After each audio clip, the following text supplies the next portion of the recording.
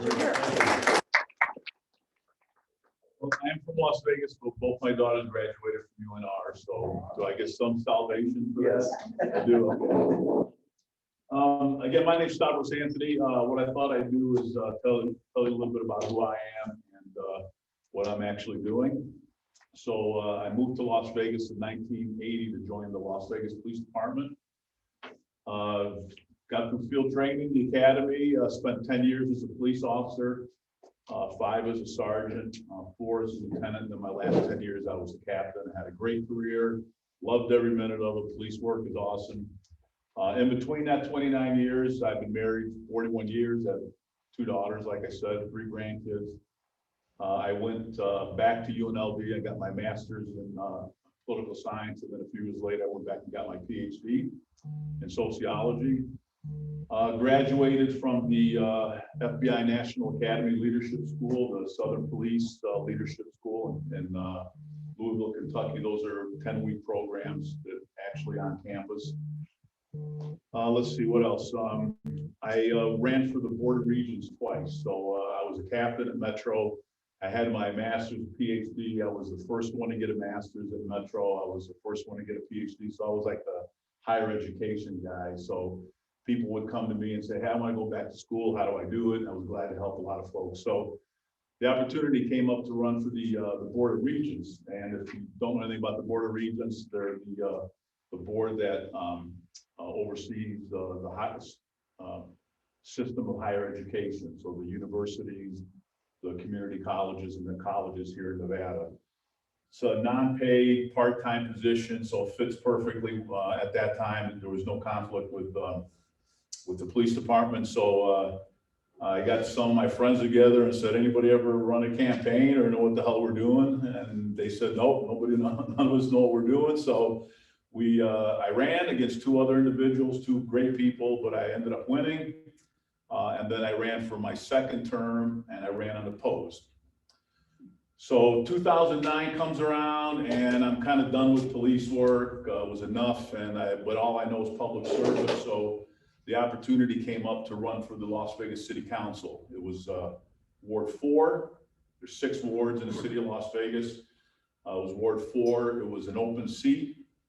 So those are good to run in because you don't have an incumbent. So, but I was told that at the time, we haven't had a Republican elected to the city council in 15 years. There's no way you're going to win. So I said, screw it. I'm running anyway. I ran against, I'll try to keep this as nonpartisan possible, but I ran against 6 Democrats, ended up winning by 10 votes. So every vote counts. In fact, I was down by 30 votes until the last set of precincts came in at 9 o'clock that night and ended up winning by 10 votes. So I finished out my 1st term. I ran for my 2nd term, got 78% of the vote, ran for my 3rd term, got 80% of the vote. I'm in my 3rd term as we speak. So I'll be out off the city council in a couple of months. So had a great time on the city council. I built a fire station in one of our senior communities, Sun City, Summerlin. Interesting story. I had somebody who lived in my ward call up and say, hey, can I meet with you about something? And I'll meet with anybody about anything, because if I can help folks out, I will. And I can only do that if I meet with people. So he came up to my office and he said, have you ever heard of pickleball? And I said, what are you talking about? Never heard of it. So he explained this pickleball sport. And remember, this is like, this is probably 10 years ago. So he explained it to me, and he said, the problem with Nevada is we do not have an outdoor public pickleball court. There isn't one. They're either in private communities or we have to go into gyms and tape them out, and that's just not a lot of fun. So we went out to one of my parks, and we figured that we could put 4 pickleball courts in for about $100,000. So I did it. So I get to say that I built the first public pickleball courts in the state of Nevada. How about that? Yeah. So then we ended up, that was getting mass of people showing up. We built 6 more at another park. And today we're looking at building probably about a 30 pickleball court tournament complex in my ward that'll bring in from people all over the country, probably all over the world. So I've never played pickleball, but I am the pickleball king of Las Vegas. So that's my claim to fame. A lot of other things that we did, supporting public safety, obviously, doing problem solving, policing, and getting rid of graffiti and potholes and those sorts of things. So I had a great time on the city council. Today we have 3 Republicans on the city council, 3 Democrats, and then Carolyn Goodman, who's kind of an independent. So I decided I wanted to continue my public service. So last November, I was kind of looking around, seeing what I should do. Do I go, do I go into the private sector, or do I continue as an elected official? And in November, which is kind of late in the game for running for office, there had only been one person that said they were running for lieutenant governor. So the first question that people asked me when I'm running around telling people I'm running for lieutenant governor is, what the heck does a lieutenant governor do? And I had the same question. I didn't know. So I actually looked it up, and there's actually statutory responsibility for a lieutenant governor. So it's not just sitting around.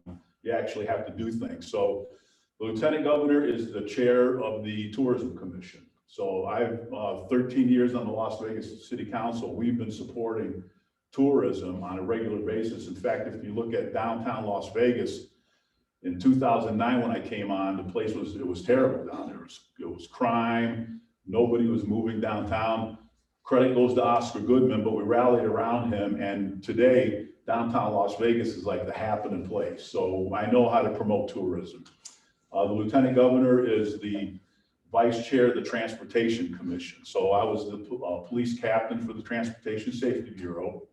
And I'm currently on the Regional Transportation Commission for Southern Nevada, so I know about transportation.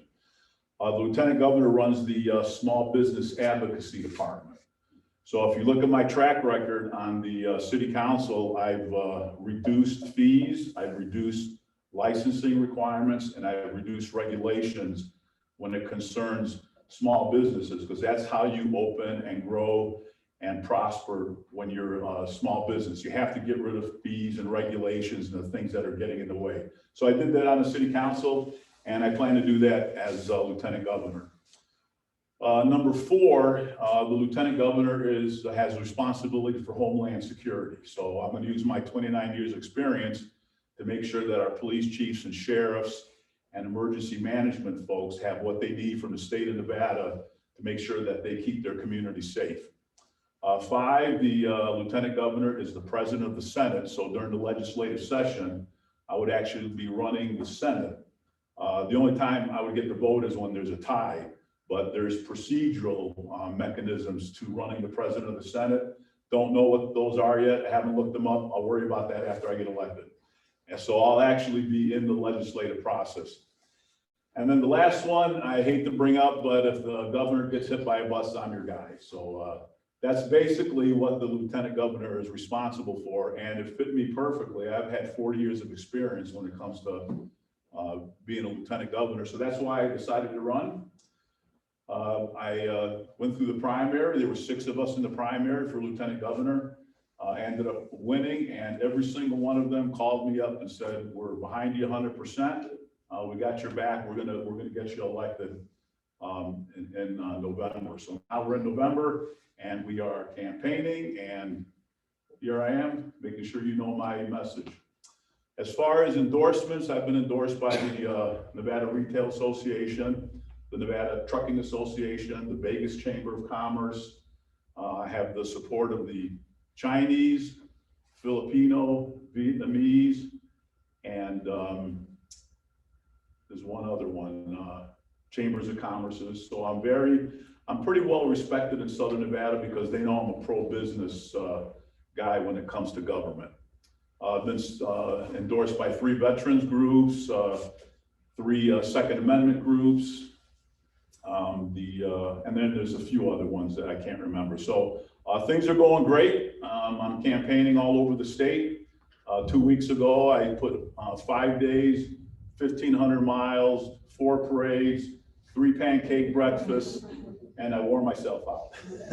But you know what? going to Ely and Caliente, Pioche, and Panaca, and Ely, and Fallon, and Lovelock, and Battle Mountain, and then Virginia City, you get to meet some great Americans in this state. It's really wonderful people that just want to make sure that that this country is going in the right direction.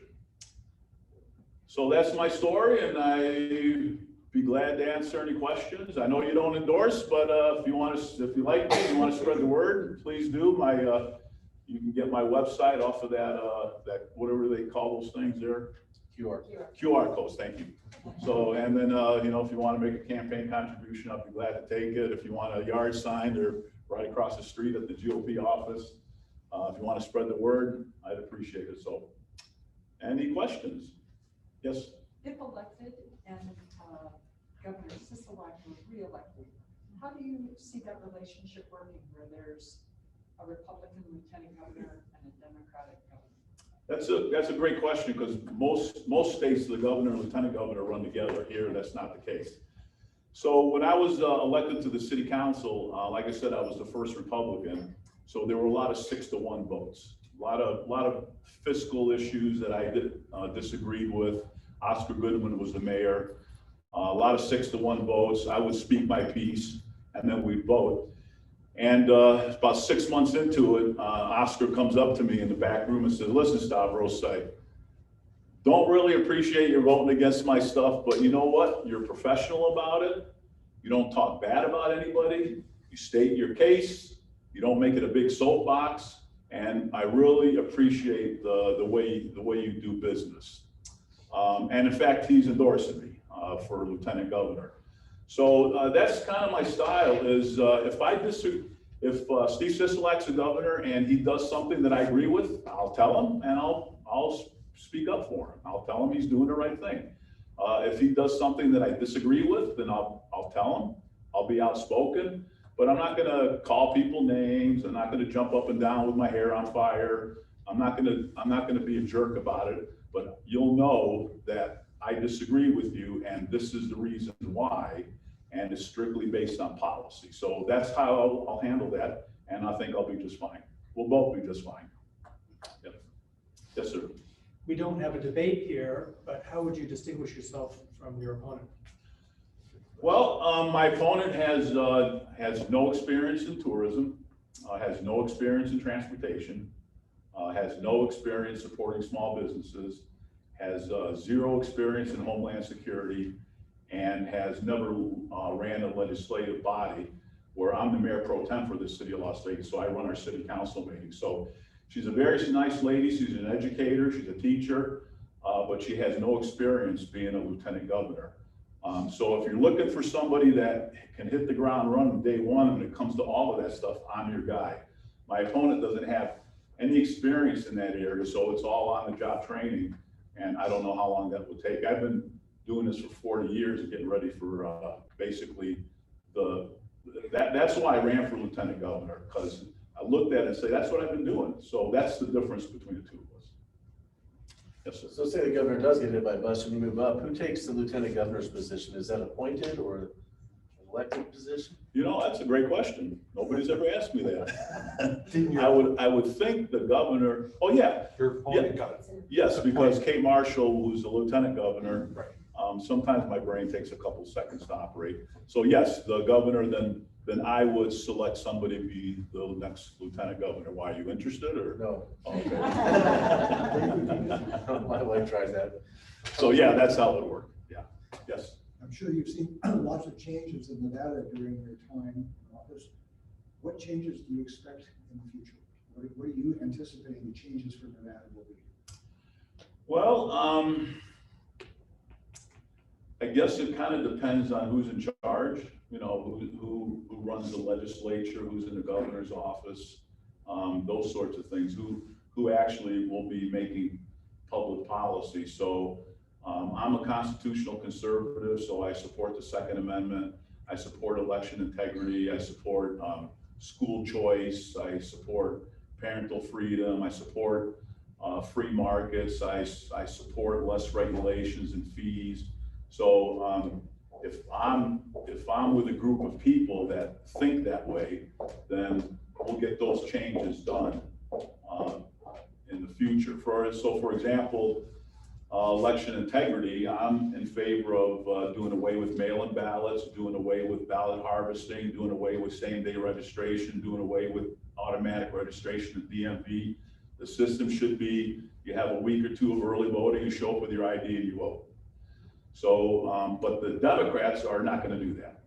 They instituted all those that I mentioned, so those aren't going to change. So the change will occur depending on who makes the policy. So it's hard to predict that. If you want to ask me that after November, after the election, then I'll be glad to talk to you about that. But that's what's kind of in the mix right now. Yeah.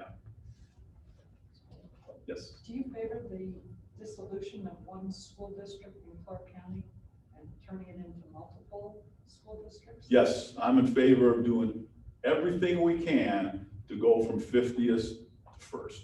And that means breaking up the school district. That means taking the money that goes towards educating a kid and giving it to the parents and letting them go to the school district, the public school district if they want to, a private school, a religious school, a charter school.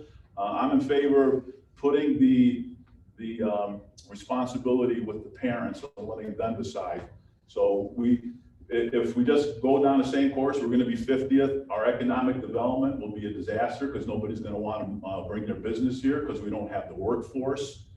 And I'm very much in favor of community colleges. I think that is where our focus should be on higher education, because you can take somebody out of high school, put them in a community college into a specific program, and in 2 years, they got a skill, they can go right to work. And not only that is we can find out what businesses currently are here, what they need as a workforce, and what businesses that want to come here, what they need as a workforce, and we can tailor that to the community colleges, and we can put out kids that are going to get a great job 2 years out of high school. So those are the things that we should be doing. But yeah, I'm in favor of, we need to be the contrarian when it comes to education in the state.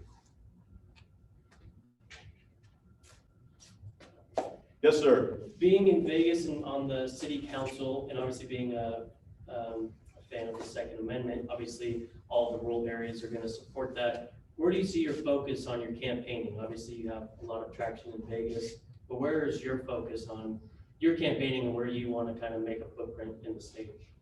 As far as campaigning? Correct. Well, you know, Or who's your outreach? Who are you trying to outreach at this point? My commitment is to travel all over the state of Nevada and meet people in every one of our 17 counties to make sure they know who I am. So that I've been spending a lot of time traveling around the state. But when it comes to the numbers, you know, Clark County and Washoe County are where the action is. I mean, that's where the voters are, especially Clark County. I mean, the common theme is if you lose Clark County by 3 points, you can still win an election. If you win Clark County, you pretty much win an election. Washoe County is obviously in the mix. So anybody running statewide is really going to have to focus on Washoe County and Clark County. So that's where you have to spend most of your time, but I'm going to be all over the state. And my message doesn't change whether I'm in Fallon or whether I'm in North Las Vegas. I'm still going to talk about what I believe in, my constitutional conservative values.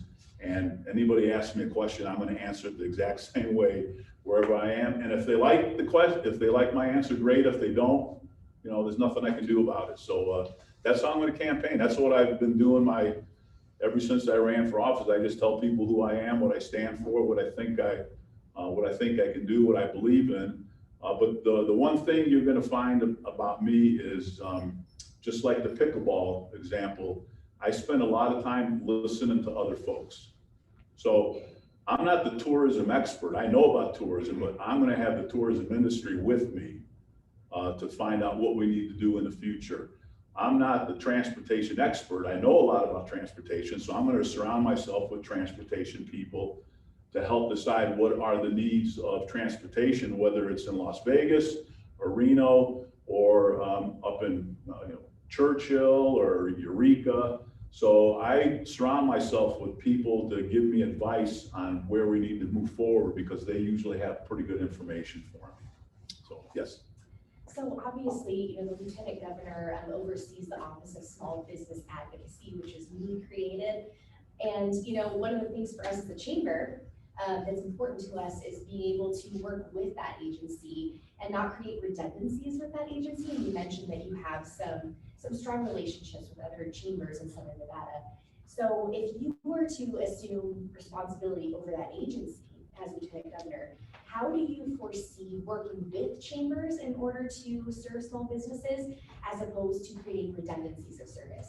And I'm glad you brought that up because I brought that up as an example with the Vegas Chamber. So what I would like to do is, you're the ones that are in the middle of small businesses. So I would really like to have a board of all the chambers in Nevada, whether it's this with the president and the executive director, and we sit down on a regular basis and talk about, what is it that you need from the state of Nevada to support your small businesses, or what is it that the state is doing that's getting in your way? So I want the chambers actively involved because you are the ones talking to your businesses every single day. You know what the state is doing that is really being a pain in the butt when it comes to small businesses. So I want to create that committee or board or whatever you have strictly of chambers so they can give me advice and the director of that advocacy department so we can take that and be the champions of it during the legislative session or be the champions of it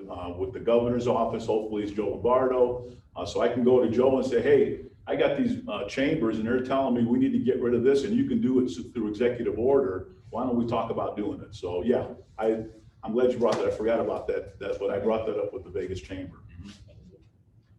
I appreciate that potential effort because there are 31 chambers around the state and we have a lot of leverage with one voice relative to business, particularly small businesses.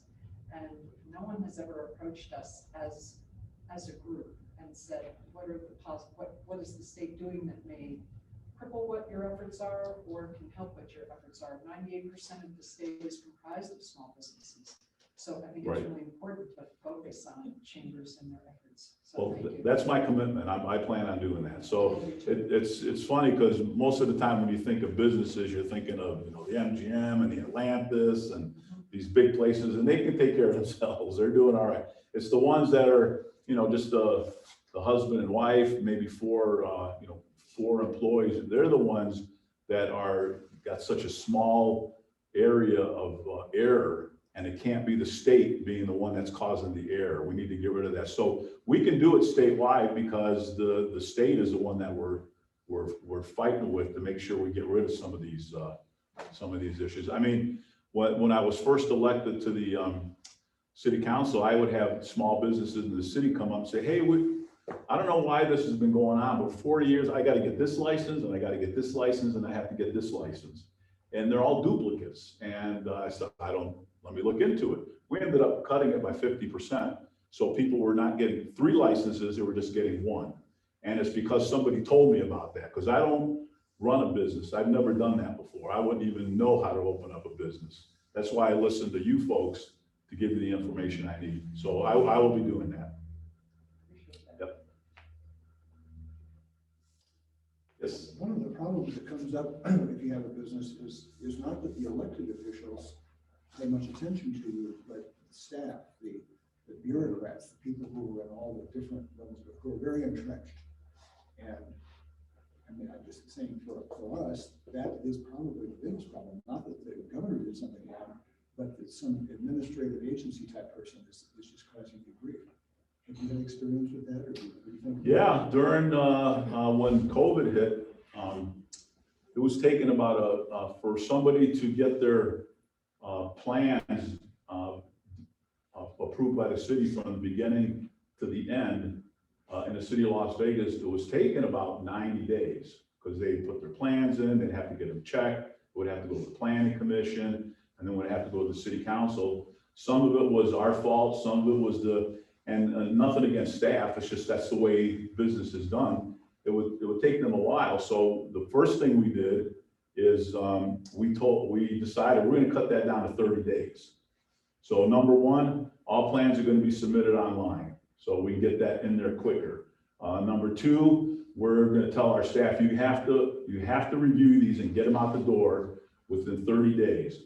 Number three, a lot of the stuff that comes to the city council for approval does not have to come to us. So we took about 70% of the plans that had to come to us for approval. We made a final action at the planning commission. That saved 30 days just right there. So we did you asked most people in Southern Nevada, if you want a business-friendly government, it's the city of Las Vegas, because we had, and you know, it unfortunately took COVID to do that, because we decided we need to help these businesses. We need to help these developers get this stuff through quicker, because they're gonna start going under.